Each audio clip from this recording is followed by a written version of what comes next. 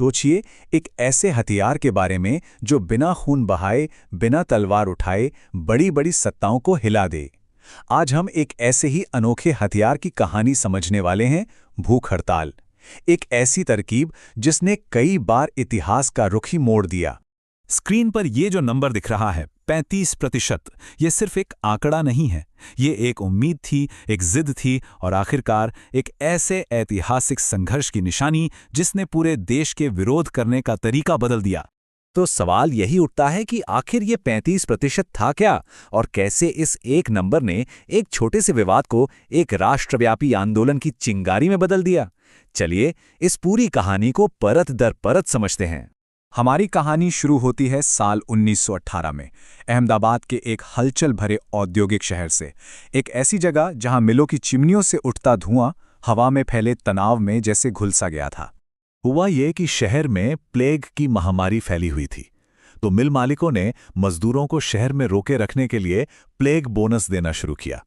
लेकिन जैसे ही बीमारी का खतरा टला, ये बोनस भी बंद कर दिया गया, और बस यहीं से सारे संघर्ष की शुरुआत हुई। लेकिन देखिए, ये बात सिर्फ बोनस की नहीं थी।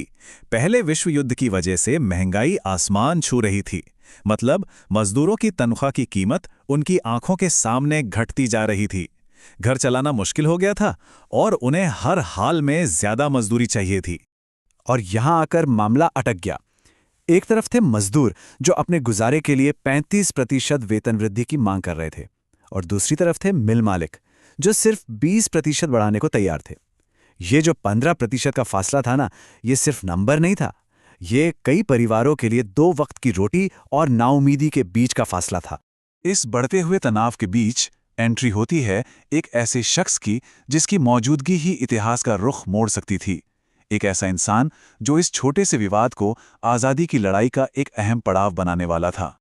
और गांधी जी को बुलाया किसने? उन्हें बुलाया था अनसुईया साराभाई ने, जो एक समाज सेविका थी।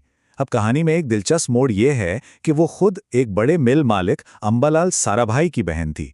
तो एक तरफ भाई, दूसरी तरफ मजदूरों का हक। उन्होंने गांधी जी से मदद मांगी। गांधी जी की रणनीति बहुत साफ और असरदार थी। पहला कदम, हड़ताल पर जाओ ताकि अपनी ताकत का एहसास हो। दूसरा और सबसे जरूरी, पूरी तरह से अहिंसक रहो ताकि नैतिक तौर पर मजबूत रहो। और तीसरा, अपनी 35% की मांग पर टिके रहो। लेकिन सिर्फ बातों से और शांतिपूर्ण प्रदर्शन से बात नहीं बन रही थी। गतिरोध बना हुआ था और हताशा बढ़ती जा रही थी। तब कहानी में एक ऐसा मोड़ आया जिसकी किसी ने कल्पना भी नहीं की थी। सोचकर देखिए, दिन हफ्तों में बदलते जा रहे थे। घर में खाने को कुछ नहीं था। बच्चों की भूख के सामने बड़े बड़े सिद्धांत कमजोर पड़ने लगते हैं। मजदूरों का हौसला अब टूटने लगा था। और ठीक इसी नाउम्मीदी के पल में गांधी जी ने अपना आखिरी और सबसे ताकतवर हथियार निकाला, भूख हड़ताल। ये सिर्फ खाना छोड़ना नहीं होता, ये अपने ही शरीर को एक रणभूमि बना देने जैसा है। अपनी जान को न्याय के लिए एक ताकतवर बयान में बदल देना। गांधी जी के अपने शब्द ही उनकी सोच को साफ कर देते हैं। वो कहते थे कि ये अनशन मिल मालिकों पर दबाव बनाने के लिए नहीं है, बल्कि ये मजदूरों को त्याग और दृढ़ संकल्प की ताकत याद दिलाने के लिए है। ये उनके टूटते हौसले को जोड़ने की एक कोशिश थी। इस बात को कम नहीं आंका जा सकता। ये भारत के इतिहास में एक बहुत ही अहम पल था। पहली बार भूख हड़ताल को राजनीतिक बदलाव लाने के लिए एक सक्रिय और शक्तिशाली हथियार की तरह इस्तेमाल किया गया था। तो गांधी जी ने अपना दांव चल दिया था।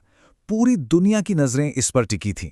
अब आगे जो होने वाला था वो सिर्फ इस हड़ताल का नहीं, बल्कि आने वाले कई दशकों तक भारत के संघर्ष का भविष्य तय करने वाला था।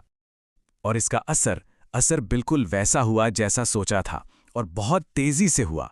एक इंसान के चुपचाप अनशन पर बैठने का नैतिक दबाव इतना ज्यादा था कि हफ्तों से अड़े हुए मिल मालिक सिर्फ 3 दिनों के अंदर बातचीत के लिए तैयार हो गए। और इस तरह हम वापस उसी नंबर पर आते हैं जहां से ये सब शुरू हुआ था, 35%। अब ये सिर्फ एक मांग नहीं थी, ये एक जीत थी। ये इस बात का सबूत था कि पक्का इरादा और नैतिक बल बड़ी से बड़ी ताकत पर भी भारी पड़ सकता है। तो चलिए एक नज़र में इस पूरी घटना को समेटते हैं। साल था 1918, जगह थी अहमदाबाद। जो एक वेतन विवाद के तौर पर शुरू हुआ, वो गांधी जी के पहली बार भूख हड़ताल के इस्तेमाल के साथ एक ऐतिहासिक मोड़ बन गया और अंत में जीत न्याय की हुई। मजदूरों को वो 35% की बढ़ोतरी मिली जिसके लिए उन्होंने इतनी लंबी लड़ाई लड़ी थी। अहमदाबाद की घटना कोई अकेली नहीं थी, ये एक पैटर्न का हिस्सा थी। गांधी पूरे भारत में अपनी अहिंसक रणनीति को आजमा रहे थे। 1917 में चंपारण के किसान, फिर 1918 में अहमदाबाद के मजदूर और फिर उसी साल खेड़ा के किसान। इतिहासकार इसे CA के क्रम कहते हैं, मतलब एक के बाद एक जीत, जिसने उनके आंदोलन की नींव रखी। ये तीनों जीतें, चंपारण, अहमदाबाद, खेड़ा, एक लहर की तरह थीं और इन तीनों ने मिलकर एक ज्वार पैदा किया। इन्होंने साबित कर दिया कि सत्याग्रह सिर्फ एक विचार नहीं बल्कि एक काम करने वाली रणनीति है, और इन जीतों ने गांधी को आम लोगों का एक निर्विवाद नेता बना दिया। अहमदाबाद मिल हड़ताल हमें एक बहुत गहरे सवाल के साथ छोड़ जाती है।